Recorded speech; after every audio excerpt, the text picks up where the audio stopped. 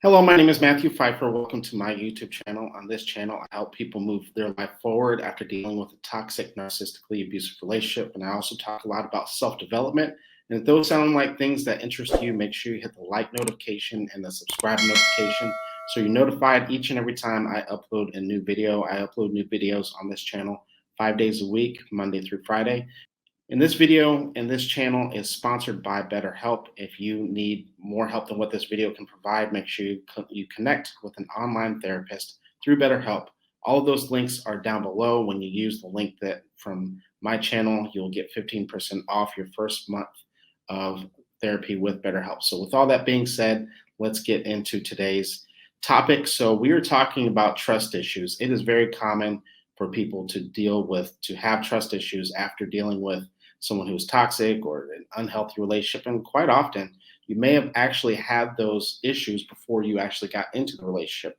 You may struggle with an anxious attachment style. You may have been cheated on before, or oftentimes what's something that's not talked about enough is that we can actually develop trust issues from childhood. And I'll talk about that in a whole another video. But the good news with all that being said is that trust issues can be dealt with, they can be corrected, and they can be healed. And one of the things that about trust issues is that it's very common for people to have trust issues these days. There are so many different things that can cause issues in a relationship.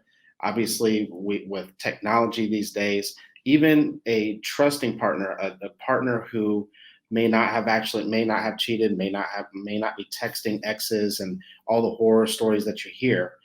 Oftentimes, because there's so many different things that come up on social media, there's different temptations, whether it be an ex that might DM your significant other, or that baddie model on IG, or that very handsome guy that's on your person's For You page, can cause and can incite a lot of trust issues, especially, again, if you struggle with a lot of anxiousness when it comes to your relationships and you have that fear that your partner has one foot out the door and they're constantly looking for the next best thing. And sometimes we allow for those things to run through our minds. So technology, as great as technology is, because technology can be a good thing in relationships too, because it helps us keep in contact and maintain contact with one another on a regular basis, but it also can be a handicap in relationship for all of those reasons as well.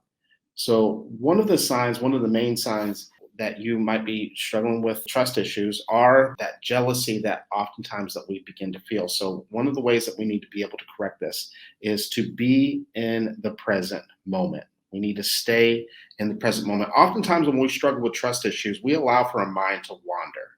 Oftentimes it wanders in the past of past issues. And sometimes those past issues may not have anything to do with your partner. And oftentimes we also allow for our mind to wander into the future. And we begin to have a lot of anxiousness of what could possibly happen. And one of the things, and I'm going to say this, you're going to hear this theme that I talk about with trust issues over and over, that trust issues are you focusing in on pain. You are trying to avoid being hurt again if you've been hurt in the past, or oftentimes we allow for our mind to wander and we just assume, oftentimes because we have that person on a pedestal, that person has other options and they have one foot out the door. And I know a lot of people are probably listening to this or watching this and are saying, well, my person does have one foot out the door. It's a whole different ballgame when trust actually has been violated. And we're going to talk about that here shortly as well. But we have to begin to understand, we need to ask ourselves, if we're going to be present, we need to ask ourselves, is my reaction to this aligned with reality? Because one of the things about trust issues is that oftentimes we struggle to know the difference, whether there really actually is an actual threat, or is this due to my insecurity? A real actual threat, or is this due to my insecurity? And so that is the reason why it is so important and so imperative for you to stay in that present moment and for you to be here in the here and the now, rather than allowing for your mind to wander. So number two way that we begin to correct trust issues is that we have to learn how to communicate better. You hear so many people, one of the things you hear me say all the time is I don't just let people throw out terminology and just say a bunch of bullshit because it sounds good, because you've heard 30,000 other people say it. And so we're going to say for a second, communication is key. You hear people say that all the fucking time, not realizing what is it that they're actually saying. What do we mean? What does a coach, therapist, or another clinician, when they say that communication is key, what are they talking about? Or are we just throwing out terminology because it sounds good and it's very cliche and it fits, right? And it's almost poetic. So we can say that because it makes us sound really, really smart. Well, when you're talking about how communication is key, oftentimes people are talking about that they can communicate well orally. So I can speak very well. And so as I'm saying this, a lot of people are probably thinking to themselves, Matt, what the fuck does communication have to do with trust issues? And the reality of it is that it has a lot to do with it. Oftentimes, when we are with a partner and when you are dating, people will say things like, I want someone who is honest and open. Until that person is honest and open about something that you don't want to hear. Now, when we talk about trust issues and we talk about the links between communication and trust issues, we have to understand that you need to be a good listener to make sure that to help work through your trust issues. Oftentimes, people speak very well with communication.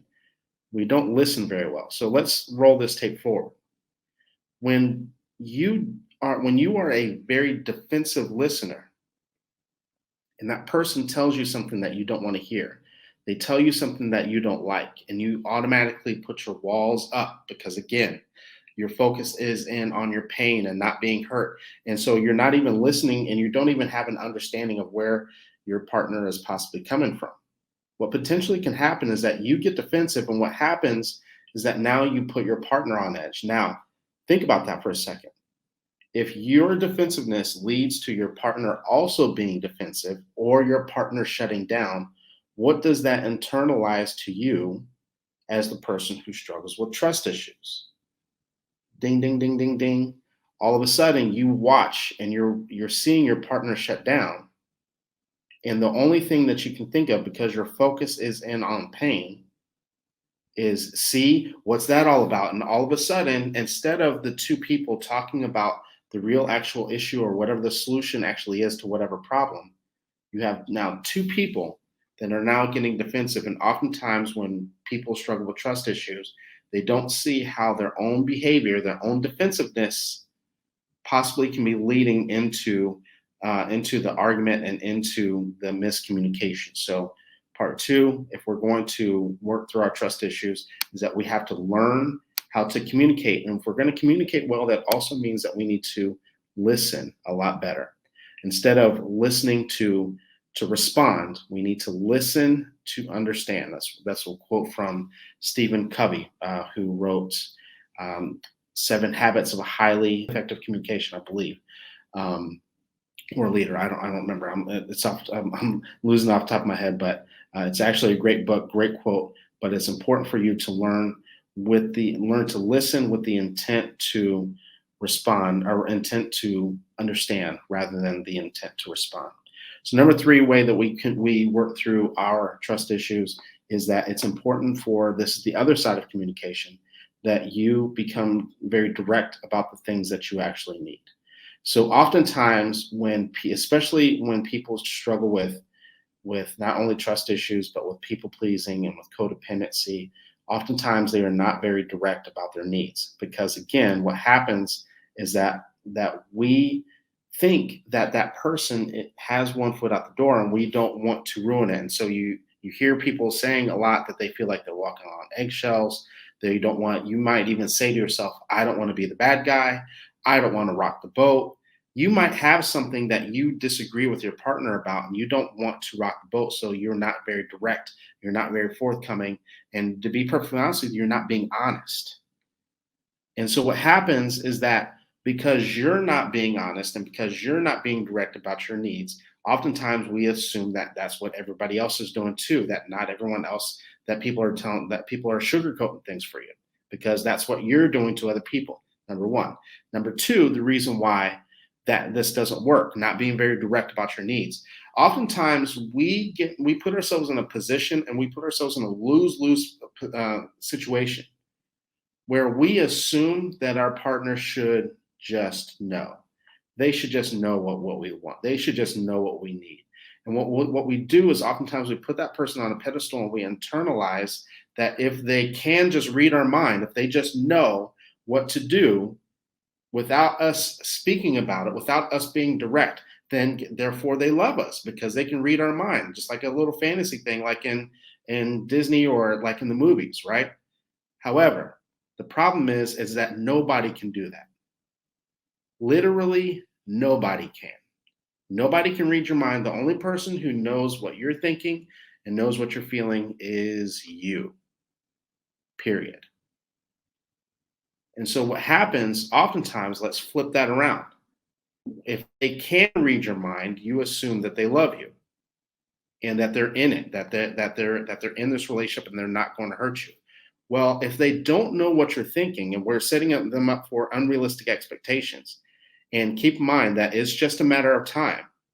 It is a matter of time before they don't meet expectations because they literally can't read your mind and they can't read how you're feeling. And so they make a mistake, and then guess what happens to you and your trust issues? You see that they've made a mistake. You see that they didn't meet a need that you didn't articulate. And then we internalize that as though that they are on their way out the door. Because again, where's your focus? Your focus is on your pain and trying to protect that pain and trying to protect your heart, right? And so what happens oftentimes, that our reluctance to be direct and to be very forthcoming about our needs can again end up being our own worst enemy. So it's important for us to communicate better orally and to be very direct. And then the other part to that, if you think about it like this, if you have something that you need to share with your partner that the two of you disagree, and you're very direct, and the two of you guys, even if it leads to a disagreement, right? So disagreements are not disrespect. As much as I talk about toxic relationships on my page and on my channel, disagreements in healthy are required in healthy relationships. So the fact that you guys disagree and then you're able to work it out, that actually helps build trust issues. You see that person, even when they disagree, they didn't leave. And so that actually helps build your trust issues as well. Number four is that it's important that you let people show you who they really actually are. This one is the hardest one because this is where we have to acknowledge and we have to accept that if we are going to work through our trust issues, that also means that we have to put ourselves at risk. That's the part that people who struggle with trust issues don't like. The potential that you could potentially get hurt again. The reality of it is that pain is not the enemy. Pain is what tells you how to handle certain situations. And we can't try to cling on to love thinking that that's going to help alleviate trust issues. It does not. One of my favorite quotes, and I share this with everyone I work with that struggles with trust issues. I don't know where the quote came from. So if you know who it is, make sure you put it in the comments down below so they get credit. I don't remember. I don't know if I ever knew, but a bird, when it lands on a tree branch, it's not worried about if the tree branch is going to break because its trust is not in the tree branch. The bird's trust is in its own wings because it knows what it's going to do if the tree branch were to ever break. And that's how we need to be approaching relationships. And that's how we need to be approaching trust. Oftentimes you'll hear me say, and maybe some other people say this as well, that if we're going to trust other people, we actually have to trust ourselves first. That our ability to trust other people and our or lack thereof, trust issues, means that we need to learn how to trust ourselves. We need to trust our own decision making, number one. And we also need to know and trust that I know what to do if this person were to ever leave, if this person were to ever cheat, if this person were to do the things that I'm afraid of. I know what I'm going to do. I'm going to be okay regardless. Does that mean that it's not going to hurt?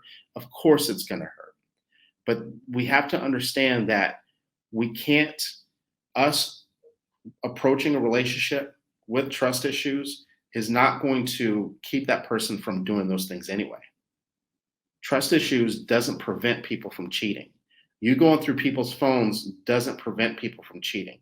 You stalking people, you following people to work and showing up at their doorstep unannounced doesn't stop people from doing the things that you are afraid of them doing. And oftentimes, to take that one step further, when you do meet someone who is healthy, it is more likely that it'll push that person away. Because oftentimes, the things that we're afraid of, we oftentimes, when we struggle with trust issues, we develop a self-fulfilling prophecy. And we end up pushing people away that could potentially be a good, healthy partner for us.